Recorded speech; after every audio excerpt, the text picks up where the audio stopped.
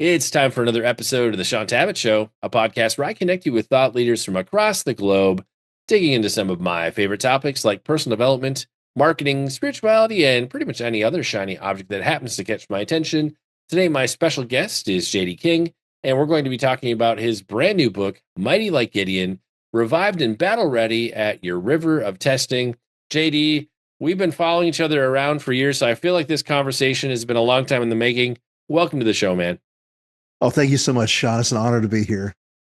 And I know in like the circles that you and I run in, like people know who you are, but hey, I serve more than just a charismatic audience. So I'd love to Sure. kick us off by having you share a bit of the JD King origin story, superpowers, special abilities, secrets you've never told anybody in your family, Yeah, a few yeah. things that'll help us get to know you. Thanks. I have so many great experiences. I found out not too long ago that I have a relative who was converted by John Wesley in London, and he actually moved here to be one of the first Methodists. So I descend from this great heritage of revivalists. My grandfather was a involved with the healing revivals of the 40s and 50s. So there's all these great experiences, these things I heard as a kid, these legends, and this dream of someday maybe I could be involved with something that would touch people's lives and people would be stirred up. And so I've been on a journey to want to be a revivalist and maybe stir people's hearts toward God to get it, to get something deep in their souls. I'd like to think something I'm doing is going to cause people to really love Jesus more and I don't know, make a difference in the world. And I mean, there's so many other things I could say, but that's kind of my origin story. It feels like God said, you're from a heritage of revivalists. It's time to step into your shoes and stir some people up, get them, passionate about Jesus, wanting to change the world. Well, thank you for helping us get to know you a little better. Next, I'd love to get into what we refer to as the story behind the book. Like, what was the catalyst for Yeah. this idea? Where did it get started? Is Mhm. there a particular concern or problem in the church or culture? Like, how did it start? What are you trying to Certainly. respond to with this message? Well, as you already know, I co-wrote this book with Steve Gray. He was the leader, the kind of the father of what was called the Smithton Outpouring, a revival that broke open in rural Missouri in 1996, and he did a sermon in 1997 or so called the River Test, and it was taking the Gideon story and basically saying that here are all these guys standing along the edge of the river, and it's kind of like this idea the river is a metaphor for God, for the encounter, for the glory, something beautiful, magnificent, and the idea is like, how are you going to respond to this river? What are you going to do? Maybe there's an opportunity to drink deeply from the things of God and purposes, and and what's your attitude going to be? Obviously in the story, as you well know, some of the guys really drank one way, and some of them seem to not have as much concern. Anyway, it was this great story, and a lot of people were really moved by the sermon. And I'd been thinking about it a lot of years, and we some people were talking to Steve Gray and I about sharing some of our stories of what we saw in the revival and maybe some life lessons, principles. And I remembered that story, and I thought it was a useful tool to draw on the Gideon story and using these different episodes from Gideon's life to talk about, us getting close to God. How are we going to respond to the river? Are we thirsty? Do we want something more? What might it look like to actually, go to the deep place with God? And so this book is kind of our shared, he's a baby boomer generation. I'm a Gen X, two different generations, two different, points of view, but we're both kind of calling people to thirst and using the Gideon story as a basis for that. And in terms of like the average believer today, is there something about Gideon's story that makes him particularly relatable? I like Yeah. there are those characters in the Bible. You're right. Right. We struggle, but I feel like Gideon's somebody we could all kind of relate to. Well, the way I've been talking about the book, it sounds like it's a crazy charismatic book, but I think there's a lot of elements in this that would apply to an evangelical. I mean, and many others. I think even maybe a non-believer might even get some value out of it on some respects. But like Gideon, there's so many aspects of his life. In fact, I would say there's several chapters or episodes of his life that are very useful. And I think one of the ones I love the most is this idea. Gideon was in the wine press, like this low place, this struggle. Here the Midianites are taking their food, destroying their lives. not much hope. But Gideon somehow found a way to begin to thresh wheat in the wine press. And really, I think the big application in that story is that God showed up for Gideon in his lowest point, at this tough moment. And I think sometimes we imagine that God's going to meet us on the mountaintop, this, place of, success and beauty and wonder and all that. But I think most of the time we actually find that God meets us in the low place when it's really hard, when it's difficult. And Gideon was that, he had to accept, God saying, "Hey, you're a mighty warrior." And he's like looking up, laughing, like, "What do you mean a mighty warrior? I'm barely able to feed my family. How could you say that about me?" And there's something, I mean, fundamentally in this book is a little bit of a message of, are you going to rise up into your destiny? Are you going to become the kind of person that you could be to change the world? And it's going to require some choices. It's going to require, some openness. It's going to require maybe a confidence that God, in fact, has something bigger in store for you. And JD, you and I, a little bit before the interview, talked briefly about the Smith outpouring. I'd love to give you like the 10,000 foot flyover of how that got Yeah. started, what God did Yeah, there, yeah. and then talk to us a little bit about how it impacted you personally and how it's part of the message of the book. Yeah, definitely the Smithton story is baked all the way through the book. I mean, even though the book is kind of presenting the Gideon side, the Gideon side is a bit more of the husk, if you will. I mean, fundamentally, it's kind of Steve Gray and I telling our stories, what we've observed. I mean, there's some neat stories in here we've never shared before. But the Smithton story is basically a town of 532 people in rural Missouri, 80 miles east of Kansas City. It's a town with no gas station, no store. It's a little rural, country town, and there's this little church there, and Steve Gray was pastoring at the time, and it'd really been dry and hurting, and God broke open in a special way, and it's crazy. I mean, I was there, I was a part of all this, and people began to come from all over the world to this place in the middle of nowhere. You had people from Korea and people from Germany, and people would line up on like Friday afternoons at 3 o'clock just to make sure they got in the door. And so there'd be like 300 people lined up just going down the road, just crazy. And this building would be packed wall to wall, like literally. I mean, if you're really worshiping, you'd almost elbow somebody in the face.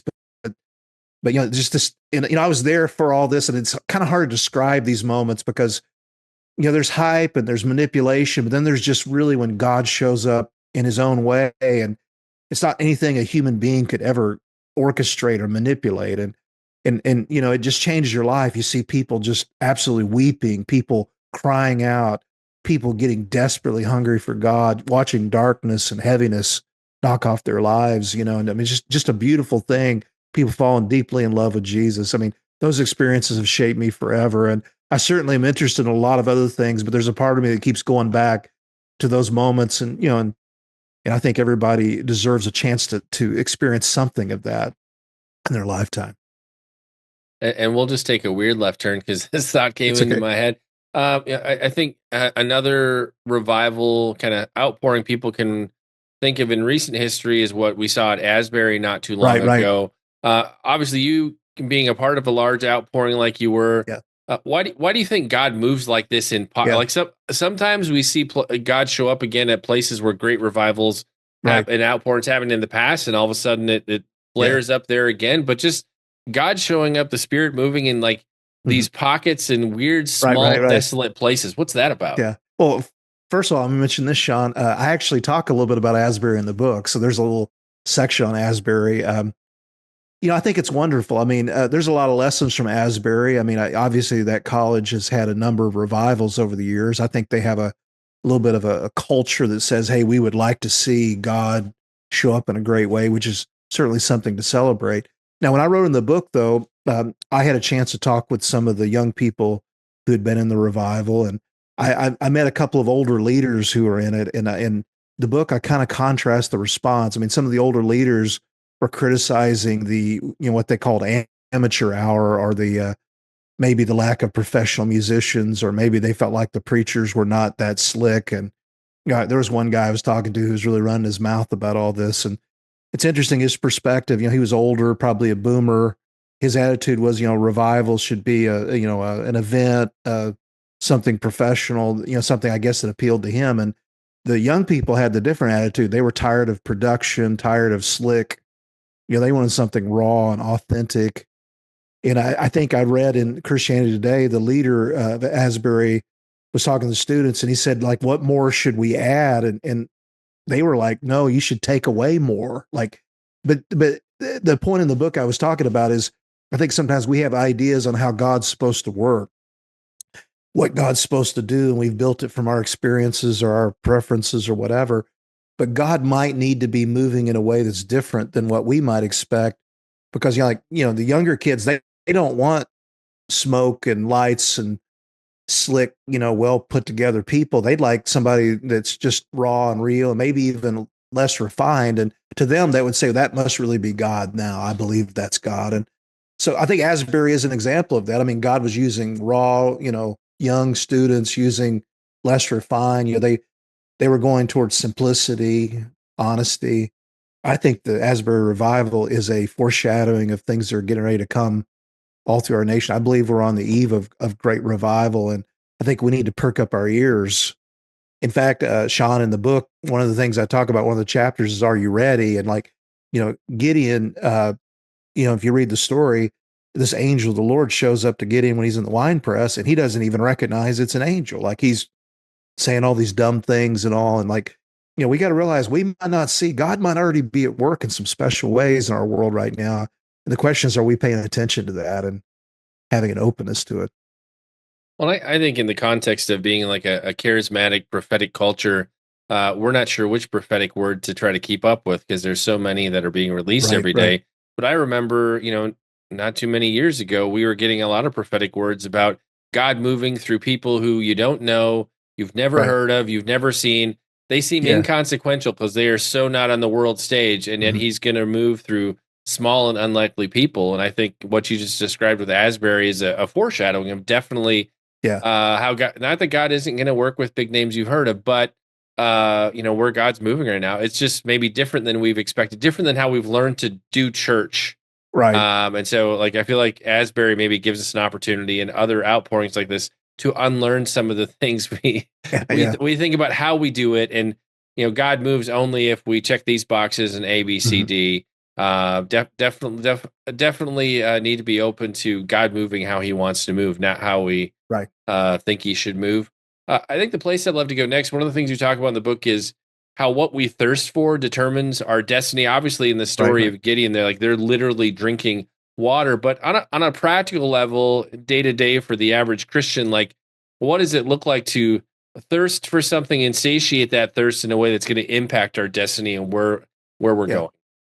Great question. And fundamentally, that's the core question and concern of the book. I probably didn't answer it adequately for you earlier, but the, you know, how thirsty are you? How, do you really want this? And, I don't know. I think we turn religion a lot into, well, we do behavioralism, moralism, all these other things. And don't get me wrong, we certainly could use some more morals, and it wouldn't hurt you to be a little nicer to people, but fundamentally, the Christian faith is not about a behavioralism and moralism. It's a heart matter. It's something about what drives your life. And the Bible talks about hunger and thirsting after righteousness. I started talking about this, and in fact, I did a sermon here, church, not too long ago, on Colossians chapter 3. I think verse 2 says something in the line of, "Turn your affections, toward heaven." That's my paraphrase. And of course, the question people said to me, "Well, what does that mean?" I'm thinking, well, do you really need explained, the idea of turning your affections? I mean, don't get me wrong. If you love pizza, you love a certain kind of pizza. You're a big Chicago pan pizza person or whatever, deep dish pizza. I mean, nobody has to tell you to love that. I mean, every time you go to Chicago, you're going to get that. I mean, I know for you, you don't have to be told, I need to go find coffee when I'm on a flight. I mean, you love that. You're going to go find that. It's already second nature. It's already second nature for you. I mean, the stuff you really love. I mean, I'm from Kansas City. I'm a Kansas City Chiefs fan. I know most people listening to this will probably not like that, but I mean, in our town, people don't have a hard time liking the Chiefs. Yeah, I don't think. I mean, I think people love. They know how to love what they love. The problem is, I think sometimes we don't love God maybe to the level we think we do.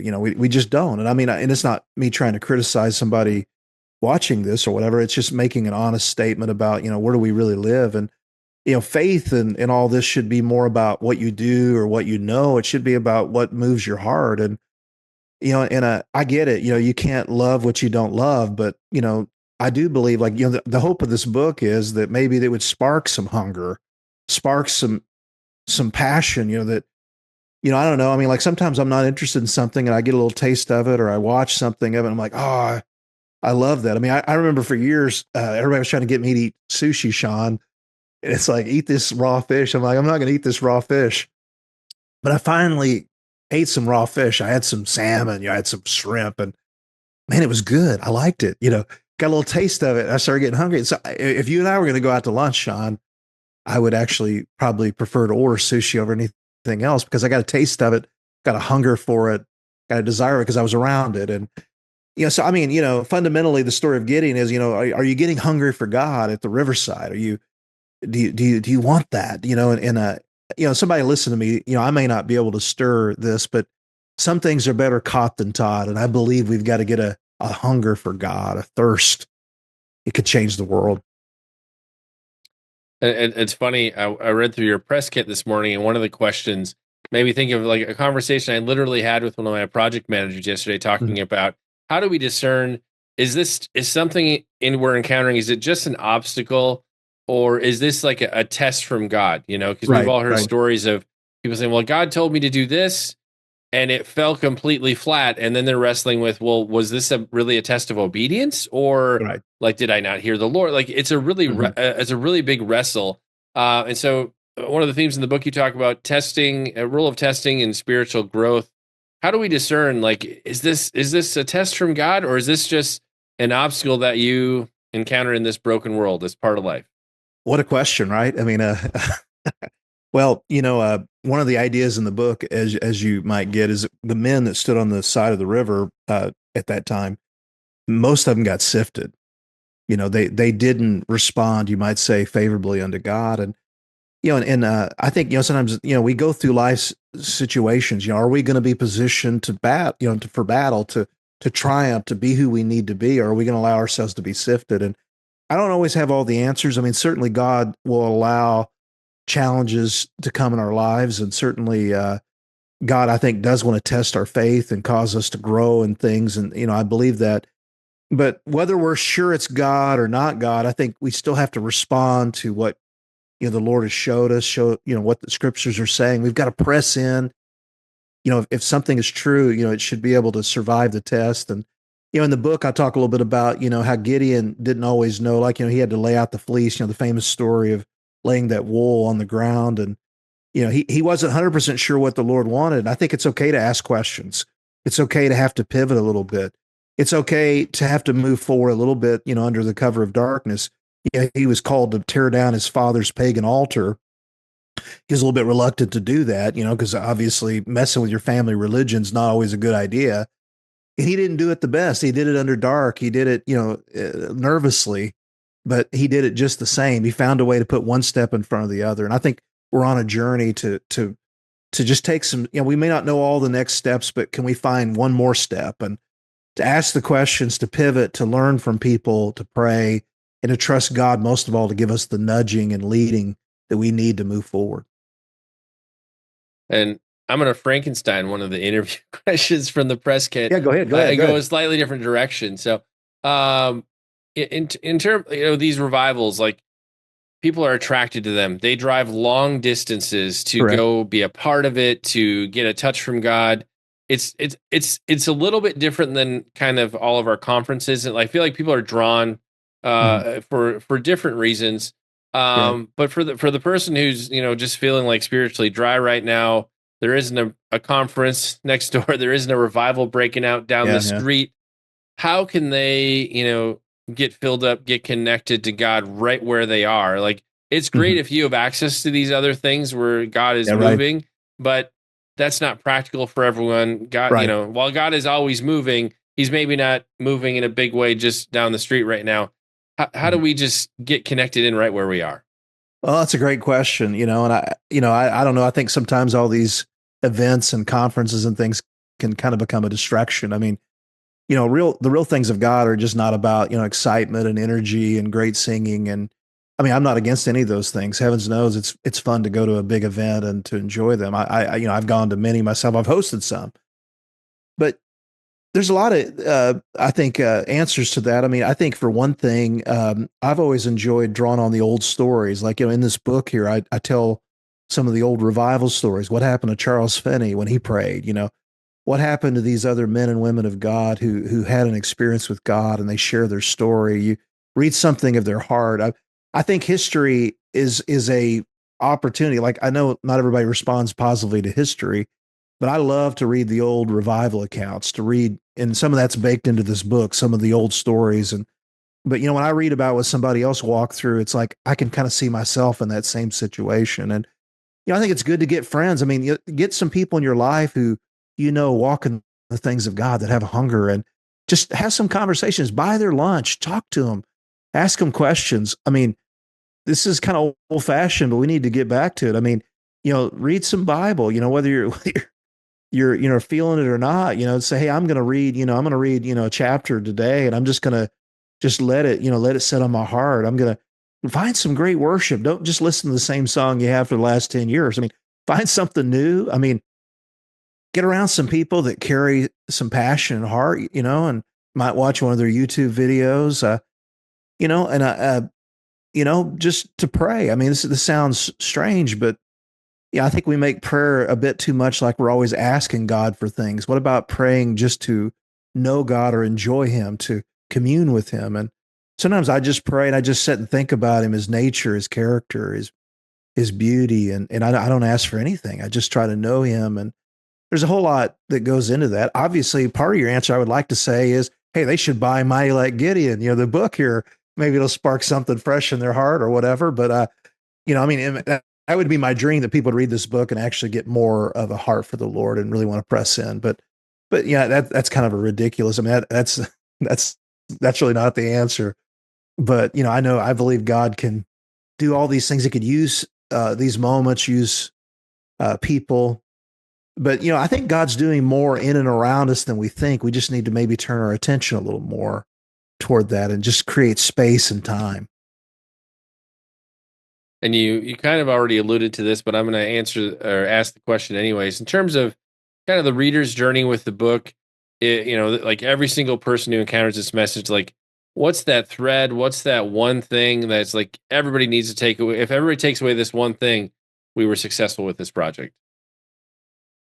Well, I think it gets back to what we've already been talking about, that thirst, that thirsting for God. I mean, either you have it or you don't. And I'm not here to criticize the people that don't, but I think some people that don't have that thirst, they want to have it, they want to, but, it's not always being the perfect person. It's not always having the perfect scorecard. I mean, I think we all deal with problems and pain and foolishness and all of that, but there's something about a deep yearning for God, to thirst after Him, to say, I want you, Jesus. I want you desperately and powerfully. I want you to move in my life. And, I'm gonna try to open my life up to that. And, I think the Gideon story is a lot of things, but I think on some level it's both Gideon and these men that walked with him. They crossed the threshold on that. And, Gideon and his men, they triumphed in a very difficult time. They didn't have many resources, had the enemy breathing down their neck. I think it describes in the Bible, like they came in and they couldn't even count all the camels the Midianites were riding in on. And they were burning up their crops and tearing up everything. Felt like everything was against them. But God caused a few ordinary people to rediscover what it really means to walk with Him. They got a thirst for Him, and they rose up in victory, and they fought unconventional warfare. I mean, I do think God's calling us to fight, but not necessarily with swords and clubs. They fought with sounds, with light and glory, and mainly they fought with just faith and confidence that God, in fact, had called them to rise up out of the winepress to change the world. And I truly believe, Shaun, that your listeners and others are part of the people being called out of the winepress. You don't have to have everything all together. You don't have to be the smartest person. You might be, I'm telling you, you're a mighty warrior and you go, I barely even survived last week, but I do believe it's possible. that we're living in a day where God is calling people to rise up and become something fantastic. Well, I think too, just to add on to that, like there's a difference between chasing and pursuit. Like we all want to touch, we all want to be filled up, we all want to be close to God.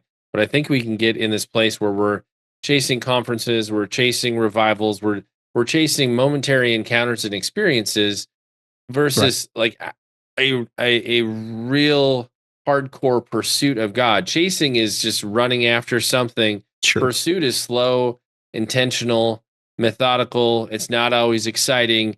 There are Mm-hmm. days where you feel like nothing is accomplished. And if there's anything I've learned, and I've interviewed well over 1,000 guests on the different podcasts Right. through the years, and just like you, I work in publishing and get to meet lots of interesting leaders. And when you talk to men and women who, we put them on a pedestal because we see them on a stage and we're impacted by their messages. When you have quiet conversations with them and ask them about how did you get to this place where you get to steward what I definitely see you carrying, the majority of them give you really boring answers. And they're like, well, it's hundreds of hours in my prayer closet. It's reading through the Bible this many times in a year. It's this constant pursuit of God. And it actually takes Right. intentionality. It takes time. Like that, like, if you ask them for their secret, that is their secret. And Mm-hmm. it's not Right. always as simple as, well, sometimes God moves in a dramatic way and there's a touch at an event or at a revival, whatever it might be, and somebody's changed forever in a moment. And that's amazing and that's wonderful. But often the normal Christian life is a slow, intentional walk in a direction over many decades. And so Yeah. I preach as much to myself as I say that to those looking for that kind of a touch. Go after that slow pursuit, and you're going to find what you're looking for probably faster than chasing 100 conferences. Well said. I agree with you 100%. You know, you're talking about, maybe the mundane. I mean, God's been talking to me a lot about that over the last few years. In fact, this book project's an interesting thing because I used to travel a little bit itinerantly and kind of would do meetings. I like to pray for the sick and felt, there was a season where I had a measure of success with some of that. And then I kind of hit some tough times. My daughter got sick. I went through just a number of things. And I was almost a little mad at God, to be honest with you. And I hate to admit that, because that was a wrong attitude to have, but I was. And the Lord said, you love me in the heights, but could you discover me in the deep places or the low places? And this book here is a little bit of a symbol of God says, you know what? If you trust in me and you can be patient, I will, if you'd asked me like 8 years ago, hey, are you going to ever have a book published through Chosen Books? I'd be like, oh, that'll never happen. But here it is, like God said, okay, you're learning what it means to be in those mundane moments, the hard moments. There's something to be said about humility and sacrifice and, going the long row. And, I've been, I was just up out in California a few weeks ago and I got to be around Randy Clark and Bill Johnson, who, are two of the leading charismatic leaders. And I've kind of got to know them a little bit over the years. And I'm going to tell you what impresses me about those guys the most is they are actually very humble, gracious people. They make a lot of time for people. They are very open to others. They're very, very humble people. Many of the greats I've been around, the ones that really are making a difference in the world, are people that have been battle tested, who have walked through some things, and they're actually very gracious and they're not competitive. They're not trying to prove anything to anyone. They're just simply trying to love Jesus and share the things. And I don't know if I've arrived at that spot quite yet, Shaun, but I want to be that. Like when I grow up, I want to be this humble, gracious person that has time for others and is, I'm not competing with anybody else to prove anything, but just wanting to be a vessel for who Jesus is. I think that's really the answer. It's the long run. It's not becoming very powerful for a year and being on the magazine cover or whatever. It's the long run and how you treat your family and what you really do to walk this out. That's what makes a difference. But I think that that kind of flash in the pan overnight success journey, a lot of us aren't ready to shoulder that, to steward that, because we haven't developed the maturity over that longer, more intentional moving in a direction. And so sometimes fame and notoriety is thrust upon someone and it's really hard and they have to learn to deal with that. I've two more often than not, when you get the magazine covers and the stages before you're ready, uh, it destroys people. It Yes. ruins their whole life. And so the long, methodical move of pursuit of God in a direction is the more viable long term path. As a guy who's gotten to work with Bill and Randy on many projects over the past 11 plus years, they are two of the most humble guys I've ever met. And like for me, my mark of a leader that I'm really excited about is, are you the same guy that I see you to be on a stage, behind the scenes in business meetings when I can do something for you? When we're at dinner, how do you treat people when we're out in public?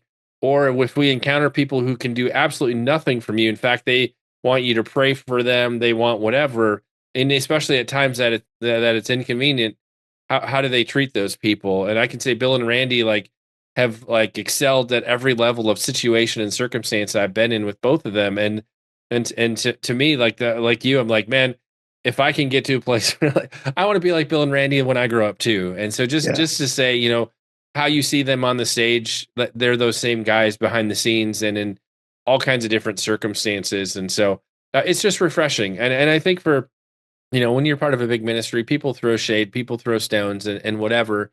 But with all the drama that we see happening of leaders stepping down and problems right now throughout the church, just know that that's not every leader. There are Right. great leaders who pursue the Lord with everything they have and walk in great integrity. So, just know we can't just paint that whole brush and say all leaders are bad. There are good leaders out there doing great work.